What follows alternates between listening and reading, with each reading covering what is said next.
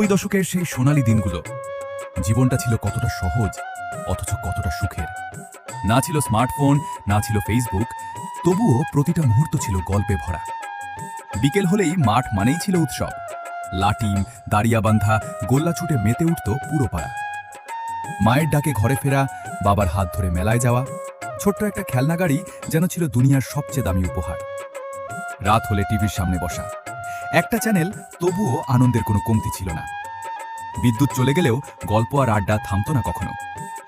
আজ প্রযুক্তি অনেক এগিয়েছে, কিন্তু কোথায় যেন হারিয়ে গেছে সেই নির্ভেজাল হাসি।